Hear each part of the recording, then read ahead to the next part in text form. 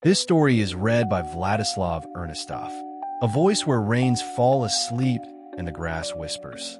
A voice that knows the price of a whisper and can make silence sound louder than words. He doesn't narrate. He leads you to the place where a dream turns into a memory, and a memory into a dream. Artem burst out of sleep with a scream. His throat on fire, his heart racing like a broken engine. His hand trembled as it searched for the pack. The ember stabbed at his eyes, the smoke cut. Sweat ran down his back in threads, the sheet stuck like wet gauze. 5 years, without a single quiet night. 5 years since that trip. By day, everything seemed right. Life had taken a violent turn toward a place he hadn't dared to dream of at 32. His circle of people changed. Another job arrived, a family appeared at his side. His health, as if someone had fixed it. Money flowed in a broad channel. First mindless gifts to lovers, then foundations, shelters, orphanages, churches. The more he gave, the more came. He drowned in charity and luxury purchases at once, as if trying to placate an invisible meter. And at night he came. At first he just stood at the foot of the bed, a tall, dry, slightly wild old man in homespun linen. He looked, silent. A year later he began to lean closer, and his breath smelled of grass and soil. Then came the hand on the chest, pinning the air shut. And for 2 weeks now, there was almost no sleep at all. Yesterday, leaning to his very ear, he seemed to suck Artem's voice out. He woke mute for half a minute, until he tore his cords in a rasp. Today, a blow from inside the rib cage, as if fingers groped for ribs in the dark, and the heart, black and viscous, beat where it shouldn't. Take every last coin, just leave. Artem whispers into the smoke. There was plenty to take, but he didn't. Nor did he touch what lay between the pages of the thick book on the shelf. A dried 5-leaf clover. Plain, yet somehow hot to the touch. He glanced at the clock. 3 a.m. He didn't turn on the light. He groped his way to the kitchen. Water, a sip, another. And then his skin knew he wasn't alone. A silhouette stood by the window. The old man. The same one. Crisp in the dark, as if he had been assembled from shadow. What do you want? Silence slammed like a door. The silhouette vanished, and at once something grabbed Artem by the hair, dragged him down the hall, and smashed his forehead against the jamb. A corner of the rug flipped up, the dishes rattled, glass chimed somewhere behind him. From the corners crept a whisper, a thin sob, a foolish little laugh that sent cold up the back of his head. Then, darkness, sticky and deaf. The doorbell pulled him out. Stubborn, insistent. Neighbors clamored behind the door. Thin walls, patience gone. Stop it right now. We're calling the police. What are you doing in there, sir? It's not a dream. Or a dream that won't let go. Artem came on the hall floor. His head hummed. The blood had dried. His hair was matted. His tongue tasted of iron. He rolled over with effort and sat up. Cracked the door, muttered through the gap. It's fine. Some plates fell, sorry. Slams, indignant words, footsteps toward the elevator. Silence. Empty like a churchyard at dusk. The kitchen was chaos. Cupboards yawning, plates in shards, his wife's favorite vase, blue glitters across the tile. The rooms, by contrast, were pristine, as if nobody had touched them. Only the mirrors, cracked every one. In the bathroom, the fragments made a strange mosaic. If you leaned in, you could see dozens of your own eyes. What am I going to tell Oksana? He exhaled. Then he snapped at himself. I'll tell her nothing. I paid 100 times over for every trinket she's bought. By the time she's back, it'll all be replaced, clean new. Money will fix it. Money has fixed everything these years. Only not this. Sleep, pointless. You wake with someone else's fingers on your throat. Not sleeping. No use either. He comes in daylight, too. Where to run? To whom? Artem dialed the number of the monastery's prior, whom he'd met on one of his charity visits. The man listened to the end, said something simple. Come, stay with us. Silence, prayer, thick walls. Maybe it will let go. It didn't. The old man came again, wordless, watched from the corner of the cell. Only he didn't reach out his hands. And still Artem woke soaked, shredded, with a hollow in his chest like after a scream. Days stretched like a wet rope. Night fell like a stone. On the 7th day, he understood. Home. No. Hotel? No. Hiding with friends? Pointless. He hounds you everywhere. In any city, any country. Only the road back remained. To that village. To that field. To the place where it had begun. To old Savely, if he was still alive. Fall at his feet, repent, return what he had taken. If only to see him. At least to name the one who stood at his bed night after night. 5 years ago, he had driven there by chance. Friday, late autumn. Inside, a gray, sticky mass. A beat-up hatchback, a full tank, no dacha, no plans. He wanted quiet, water, fish, a night in the car by the river. Work, a whole, laughable pay, side gigs delivering food, and the girls on dates didn't care to hear complaints about targets and a cockroachy flat. It seemed the miracle was about to happen. All he had to do was open his hands. The miracle came, but not like that. He left the highway looking for water, and after a couple of lonely hours, he saw a man on the shoulder. White shirt, trousers, boots. Hair to the shoulders. Beard like dry moss. A tight cord at his waist. Empty hands. Where from, father? From a field. Why empty-handed? Forgot. Something important. The old man's voice was low and different, like someone who has searched for years and owes no one anything. I'll give you a lift. Where to?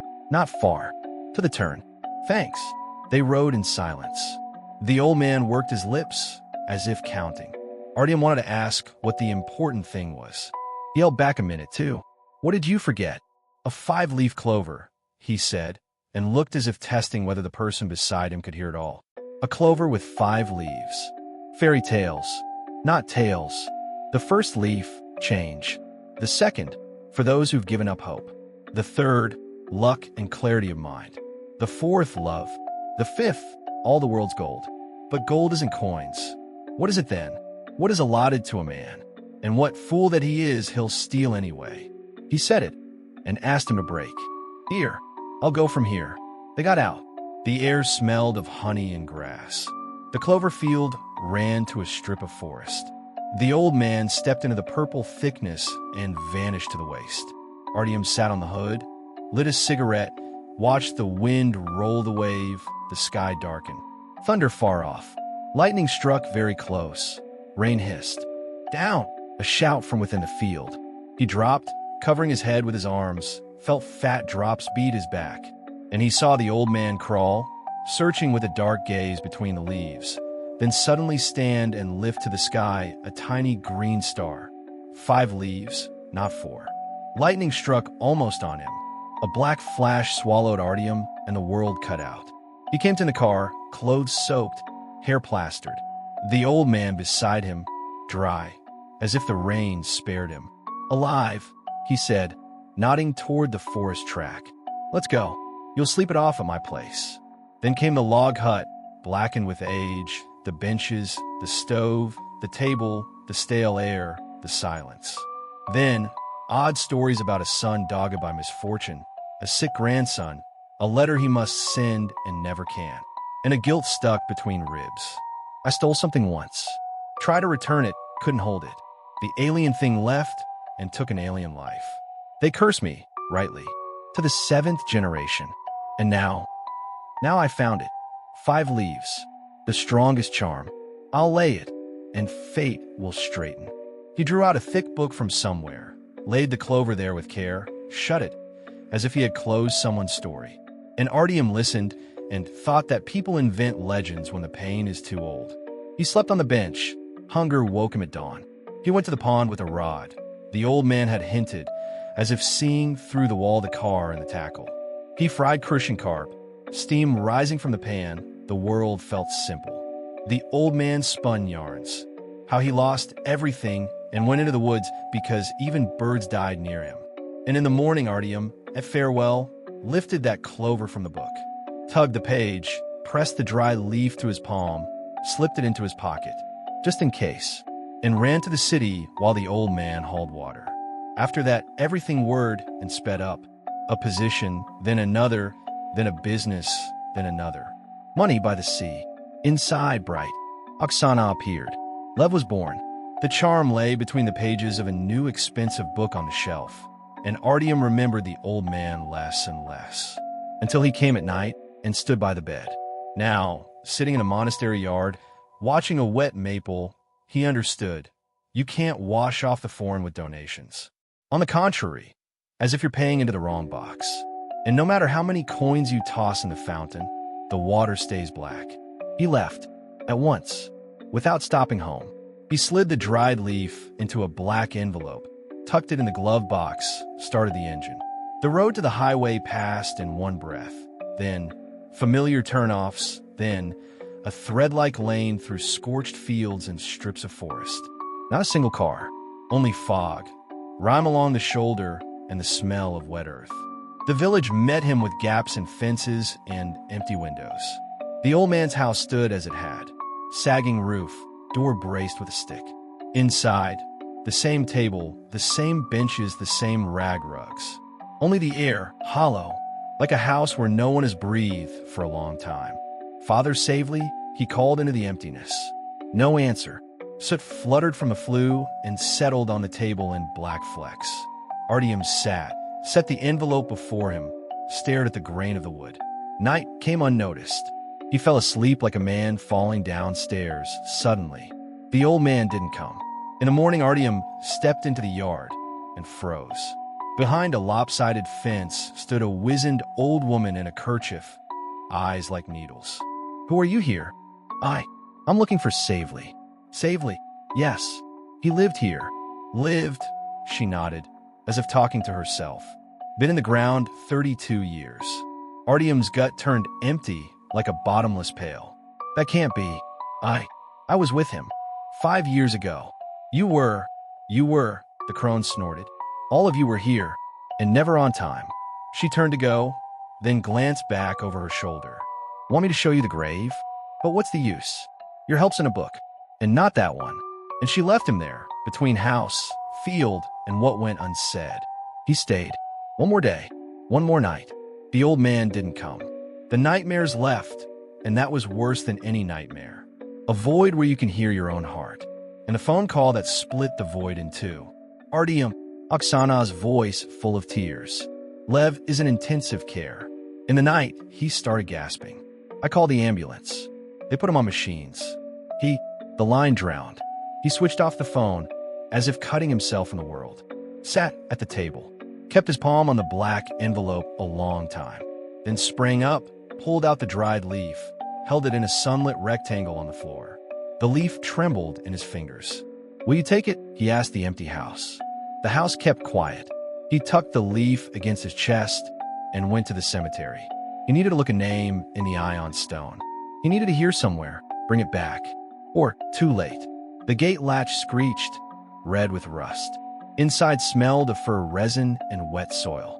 Old railings, faded ribbons, stones cracked. In the third row, a crooked cross. A washed-out plaque. Savely Yerofeyevich Lissov. Born. Died. The dates wouldn't add up. He counted with his lips, stumbled, counted again. It came out the same. The one with whom he had sat and fried carp had died long before they met. The wind pushed his back like a strict teacher. Artem lifted his eyes and saw a tiny packet pinned to the top corner of the plaque. Clear. Inside, a 5-leaf clover, dry, almost gray. He reached out and didn't touch. The gate clanged behind him. A heavy hand settled on his shoulder. Artem didn't have time to turn. He simply knew that smell of grass and earth, and the voice that needs no explanation. "You took what was mine. Return what's yours." Artem froze, rooted to the spot. The air turned thick as resin. He didn't dare look back, though he knew behind him was neither shadow nor wind. Another's breath prickled his skin, burned the nape, and smelled of that, wet earth and mown grass. "I returned everything," he managed hoarse. "No," the old man said. "You returned what was mine. You haven't found what's yours." Something quivered in Artem's chest, as if his heart paused for an instant. What is mine? What you stole from yourself when you stole from me," Savely said quietly. "Your fate." He stepped forward. Dry stalks at Artem's feet crackled as if heat had touched them. The old man didn't glow, didn't float. He simply stood there, the same as then 5 years ago in his white tunic cinched with rope. Only now his eyes were black, coal in the rain. You didn't understand what you did. He spoke slowly, carving each word into the air. I wasn't seeking the leaf for gold. I sought it to save my son. And you took it, and took the chance. I didn't know. You didn't. Now you will. And the old man dissolved like smoke, leaving the smell of ozone as after a storm. Artem stayed alone among graves. He stood until it darkened, until it turned cold. His head roared, with fear, with confusion, with the feeling he had woken in someone else's dream. When rain began, he didn't hide. He just watched the earth soak under his feet. Back in Savely's house, he coaxed the last dry logs to flame. Water boiled in an iron mug, and in the silence, every sound struck like a blow. On the table, the clover. 5 dry leaves, each its own shade. Dark green, faded, brown, gray, almost white. Return what's yours. What did that mean? He remembered the words about the son. My grandson is ill. And how Savely had said then, I stole something from a man, and when I carried it back, it vanished from my pocket. And now, decades later, it had repeated. His Lev in ICU, and he himself in a dead sorcerer's house with a clover that seemed to pulse on the table. He pressed his temples. Thoughts buzzed like flies. He knew only one thing. You don't leave the area. So he had to go where it started, to the field. He pulled on a jacket, grabbed a flashlight, and went out. The field met him with fog and low clouds. The air was thick, smelling of honey and rot. The clover still bloomed, though it was late October. The flowers held steady, unmoving, as if listening. He stepped among them, and the fog shut at once. A shadow flickered ahead. Savely, no answer, only a soft rustle like breath. And then a voice, a woman's. Artem. He turned. Nobody. Artem, closer now behind him. He whipped around and went still. A woman stood before him, young, beautiful, with wheat-colored hair. But the eyes were like Savely's, dark without gleam. Who are you? The one you replaced. He didn't understand. His heart hammered. The woman came closer and touched his cheek. I was supposed to be born to him. I was born to you. What? She smiled. Not a human smile, too quiet, too calm. Your son is my brother. We're bound by what you stole. You took the leaf, and fate flipped. His blood, my blood. My life went to him, and I am a shadow. Artem stepped back. What do you want? For you to understand, to return isn't to mend.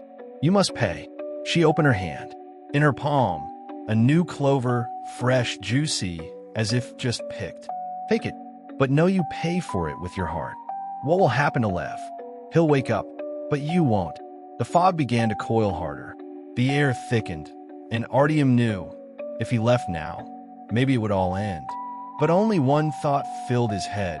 Levitica small, thin when he sleeps, lips slightly parted. He reached out, took the clover. The woman nodded and vanished. He returned to the house at dawn.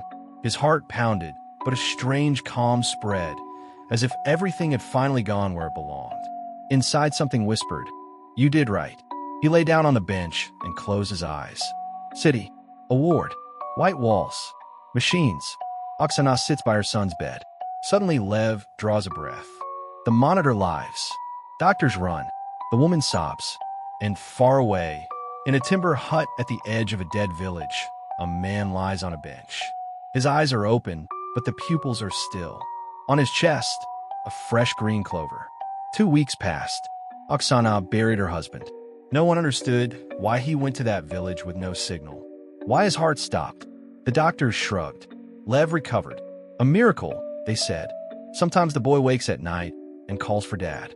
And one day, he came to the window and said softly to his mother, Mom, a grandpa visited my dream. He says I must guard what dad returned now. Which grandpa, Lev? Well, ours. Savely. Oksana flinched. How do you know that name? Lev lifted his shoulders. He told me himself. Said we'll go for the flower again soon. He's just waiting for the field to bloom. Spring came suddenly, as always, as if someone opened a window in the sky. The snow melted in 3 days, the rivers spilled, the city rang with dripping and exhaled after the long winter. For the first time in a long time, Oksana felt she could breathe. Lev ate well, laughed, ran in the yard again. His dark rings faded, his skin pinked, and in his eyes returned that live, boyish mischief she had feared never to see again. She tried not to think about the night Artyom's heart stopped. Too much about that death was unclear. Too peacefully he lay. Too alive were his eyes. The doctors said, aneurysm, stress, exhaustion. But that night, when they brought the body home, the flat seemed to dim. Bulbs died one by one. A clang came from the kitchen like a spoon dropping. And then Lev, in a whisper, "Mom, he's here." She didn't believe it. She just killed the light and sat by her son until he slept. Since then, the feeling, someone walks behind her. Not frightening, not threatening, just presence. A month later, an old woman called. A hoarse, trembling voice like wind coughing in pipes. "Are you Artyom's wife?" "Yes." "Who are you?" "They call me Agafya. I'm from the village where he was." "From Savalivka?" "That's it. Come. We need to talk." Oksana went still. "About what?" "About your son. And your husband. Before it's late." The call cut. She sat staring at one point for 10 minutes. Then she rose, grabbed documents, water, medicine, slipped in without thinking a photo of Artyom and Lev. And 2 hours later, she was on the old road with no... The village smelled of damp and campfires. The huts were gray, as if scorched inside. By one, leaning, stood the same old woman, stooped in a dark kerchief, eyes like pins. "Hello, daughter," she said. "Come." Inside the house smelled of soot and dried herbs. On the wall hung a faded portrait, Savely. Oksana paled. "You knew him?" "Not just. He's kin. My father's cousin. A strong one he was. Only fate treated him like a poker in a fire. Artyom said he died long ago. So he did. 30-odd years. But he didn't leave. Such men don't." Agafya took from the sideboard an old book, the very one where the clover once lay. A stained cover, pages blackened by time. He kept the leaf in it. 5-leaf. Gift and curse in one. "I know," Oksana whispered. "My husband told me." "Not all. That leaf was no simple thing. It was born of a witch storm. Savely hoped to lift the family curse with it, and instead tightened it. Who finds it without leave, life will take a payment." She lifted her eyes. "Your man wasn't the first. Before Malad came. Also by chance. Also vanished." Oksana pressed her palms to her face. "What do I do? I have a son." "Exactly. A son. He's marked already. I saw it." "Marked by what?" "By the sign of the line. Savely's line rotted inside from the day that old one stole what wasn't his. Every soul that touched the clover paid. What will happen to Lev? Plain as this. If the flower blooms again, he'll hear it. And he'll go. And if he reaches it, he won't come back." Oksana went white. "What do I do?" "Go to the field. Find what your husband left. While the earth sleeps, you have a chance." Night. Fog thick as milk. A field of clover. Alive, moving with no wind. Oksana went barefoot. She felt no cold. The grass stuck to her soles, smelled sweet and heavy. "Artyom," she called. No reply. Only a light chiming, as if someone gently stirred dry leaves. She walked until she saw a shape. Tall, familiar still, standing among the clover like a guard. "Artyom." He turned. The face the same, but the eyes, not his. In them the field, the sky, and something else like someone else stood in their depth. "You came," he said calmly. "I couldn't do otherwise. What have you done? Why is our son? Our son lives. Let him live. But you, I didn't die. I simply became what I was meant to be." He stepped toward her. "Artyom, come back with me. Please." "I can't. It's closed. Now he is me, and I am him." She didn't understand. "What are you saying?" "Savely. He was my reflection. 30 years apart. His guilt passed to me. My duty now is to guard the field. But Lev, he must stay far from this place. All his life. Until his time comes." Artyom reached out and touched her cheek. The skin was cold as morning ice. "Farewell. And if you hear him speak of the flower, do not come back here." He stepped back and dissolved into the grass. The field glowed a soft green, and the air filled with that smell. Honey, smoke, rain. In the morning, Oksana woke in the car on the shoulder. She didn't remember how she got there. On the seat, a book. The same one. Between the pages, nothing. She returned to the city. A week later, buried old Agafia. They said, died in her sleep, smiling. 10 years passed. Lev grew. He studied, laughed, a normal teenager. Only in spring he always began to dream strange dreams. Meadows, the smell of clover, a man in a white tunic. One morning he walked onto the balcony, looking to the sky, and said softly to his mother, "Mom, I saw Dad." He said the field is blooming again. Oksana dropped her cup. Coffee spread on the floor like blood. She came, embraced her son, and whispered, "Lev, promise me you will never go there. What if it calls?" Not even then. He nodded, but he had Artem's eyes. Late at night, with the city asleep, Oksana opened that book. On the last page, in the corner, lay a fresh clover. 5 leaves. Alive. She struck a match. The flame licked the page. The paper cracked. The plant hissed and blackened. But in the morning, when she woke, there on the sill, in a glass of water, stood another, green, bright, as if it had grown overnight. And somewhere far away, in the fields beyond the old village, under the fog, walked a boy. He was 12, and in his hand, he clenched a clover. If this story touched you and you want more, stay with us. Subscribe, leave a like so you don't miss the moment the next tale knocks at the door.